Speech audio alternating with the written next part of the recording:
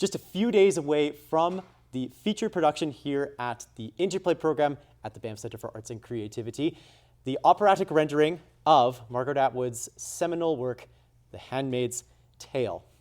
One of the incredible things about this show is its creative team, which features exclusively women who are leading this charge. I'm joined by two of those creative leaders, the two directors of The Handmaid's Tale, Brenna and Amanda Testini. Thank you so much, both of you, for joining us here. So happy to be here. So let's talk maybe first about your first sort of reactions when you were approached with this project. Brenna, what was going through your brain when you said, I'm going to have to direct, I get to direct even, The Handmaid's Tale, the opera?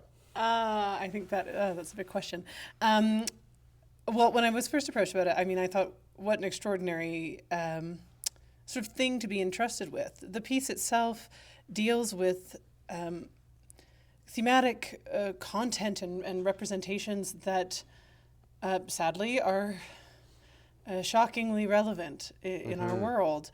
And I think, when I was first approached about it, I was a little terrified and still very, very honored to be entrusted with this piece, because the conversations around, the sort of macro conversations about what's happening in our world and the sort of socio-political structures that create that, and also just the very sort of micro conversations about individual women and individual women's rights to choose their lives. It feels like a very important conversation to be having. Yeah. Amanda, you've been on this project now for not just this year, but you were also here workshopping this program the last year. What was, when you were first approached this project, as you grab onto this microphone here, thank you. what was going through your mind as you were talking through this all? Yeah, very similar to Brenna's in the way of it's the, seminal feminist Canadian literature. It felt big and important, and especially in opera, where many stories have more men being centered around the stories than women. It was also a really a bit of a I hesitate to say treat because of the content, but it felt powerful that it was a show that centered women and about a dystopian world where resistance was occurring in an oppressive world, and unfortunately still relevant today. But I think that story of resistance is one to really hang a hat on, and that was excited. I was excited to explore that. Yeah, so you've both touched on this idea now of this story being a little bit too close to home in the year 2025. How do you approach a project like that and still make it something that folks are going to really want to engage with, to be very blunt about it? In other words, people come to the theater for escape, maybe less so for the commentary. How do you walk that balance as the people who are leading this sort of creative charge? Well, I think that the answer sort of just lies in humanity. And in extraordinary pieces of art, of any art, none of them are the one thing. They are all complex representations of humanity. So, the characters that we see on stage throughout the show, yes, there are big themes and there are hard subjects and, for some even traumatic moments. But there's also beauty. There's also connection, there's also love, there's hope, there's trust. Because in reality, you can't, the same way that you can't understand light without shadow, we cannot understand the story without hope. This is a story that deals with a lot of the bleak, the bad, the dark parts of our world. But you can't actually highlight them if you don't also highlight the light. This story is also one that has cast many different shadows over the years. I think about obviously the original work, the source material, but also it's been turned into a rather famous television series as an example, and there's been a lot of different engagements, including the sort of a previous iteration of this opera that came out in the late 90s. This is an abridged, sort of adapted version here for the Banff Centre. How does this version, maybe Amanda, you can speak to this, how does this version of The Handmaid's Tale maybe shed a different light and therefore cast different shadows over this story? What sorts of things, maybe if people are taking in this version versus the book version, what sorts of perspective shifts maybe will they see? Yeah, well, when the Banff Centre wanted to produce this, they wanted it to be more producible in this day and age. The Grand Opera is inaccessible to a lot of companies right now with, Which is to say that it's massive. Which Yes. is to say that it's massive. Huge 70 show. orchestra, 70 people in orchestra, many chorus. So Yeah. it was a very fun experiment, right? Can this massive show be chopped and channeled into something that's a little bit more lightweight?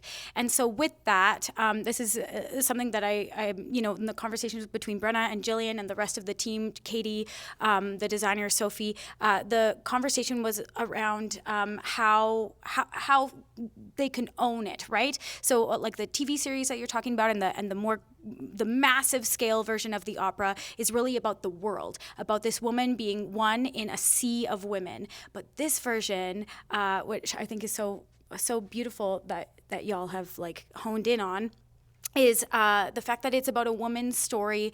It's about her loss of her child, her wrestling through that guilt, and through really being in the memory of the show. So everything's much more surreal, a little bit more abstract, rather than trying to build the world of the play like the TV series. It's a more artful approach. Thinking of, we have this double-sided mirror that we're using to cast reflection and see through, and we're in this sort of fragmented memory of this woman, and it's really beautiful, I think. Yeah, I would also just say that the thing is that's a little different about this piece, from the novel or even from the television show, is, as Amanda was talking about, it's the fragments. It's it's that time. It's not explored in the same sort of linear way. And because the piece is constructed like that, from there we started to play with the idea, well, if time isn't linear, then perhaps the way we process this story also isn't. So what happens if everything is a fragment, if everything is a memory of a dream?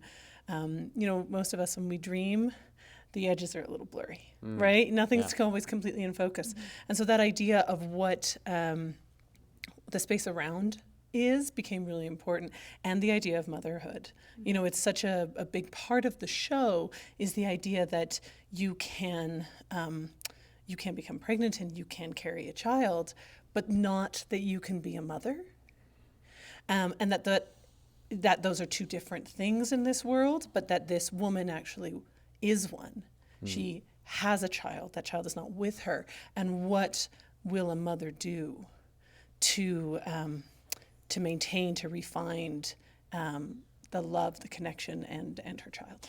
Interesting to trace that journey in a sort of non-traditional chronology of storytelling. What maybe challenges did that present to you, Brenna, as a director that maybe you wouldn't encounter if you were to be directing a bit more of a traditional opera that folks in Manitoba go to the Centennial Concert Hall, go and see a very understandable plot line? What sort of unique challenges does this present to you? Well, I think one of the things that's just sort of interesting about the opera in general is the way it's written for the voice. It is very extreme in its writing for some of the characters. It is written in English, but there are times at which that is actually immensely hard for the singers. Which you well understand, right? There's something about the timbre and the tessitura of some of it that makes diction really hard. And so trying to create, it was also then became very important that when we created the production, we made sure that we created a world that was going to help the singers do the storytelling, that we didn't want to be adding on layers of things that were just going to complicate the world. We needed it to be simple, because the power of this story, of this opera, lies in the music, and how the music is interweaving with the voice and the text. That had to be the highlight. And so then everything else is I don't know, tiny little morsels that help support that. So I think that was one of the sort of, in opera, when you create an opera, you're always thinking about that. But this piece, because of the sort of extremes that is demanded of many of the vocal performers, it felt like a real requirement that we as a design team, as a creative team, take that into consideration. We've talked about the creative team and the design team. Amanda, you've also been hard at work on the ground with the different performers in the room for the last number of weeks. Well, how would you describe the dynamic of working with the performers as they have been staging, working on the music, and as they've been diving into this very sort of atypical narrative that has so much to say in 2025? It is like one of my great joys in this life that I get to work with performers. It's one of my favorite things to do, because it's so gratifying to see where a performer starts and then where they get to, the courage that they bring to the hall, the courage that they bring to dive deeper, especially when content requires more vulnerability.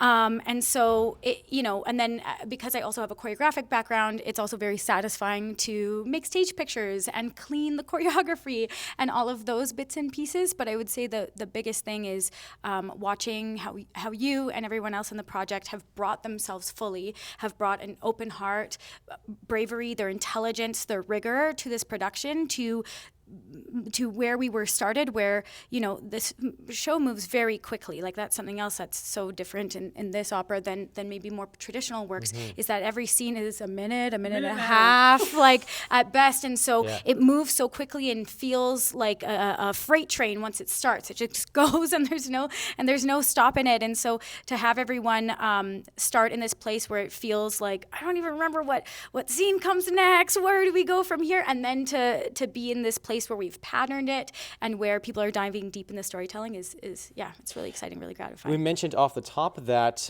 the freight train, to use your metaphor here, all of the conductors, quite literally, are women on this incredible front.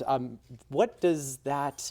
It's obviously it's very symbolic for a story like this, but also I think that there's a lot of creative insight that then gets brought to the fore. What maybe have you noticed about that dynamic and how it has helped to highlight The Handmaid's Tale in a way that maybe it wouldn't have in other circumstances? Well, I think that there's always unconscious biases, right? No matter what, just by who we are, and that's part of the beauty of being human, because we're all individual and we all have our own individual lives, where we come from, and how we've been socialized in this world. And so to be in design meetings where all of these women brought the thing that they wanted to explore in the piece, the thing that would make them be able to get to the end of it and feel hopeful, and then hearing all of those different voices and then making this piece together. I'm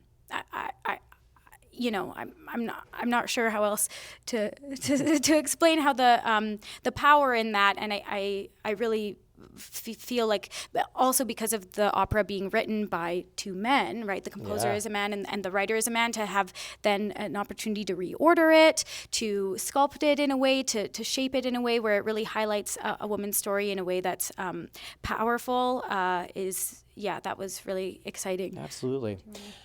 Brenna, maybe I'm going to put you a couple of days in the future now. It's after the performance is done, people are pouring out of the theater into the lobby, and you're standing, well, right over there. What are you hoping to be hearing from the people who are exiting the theater?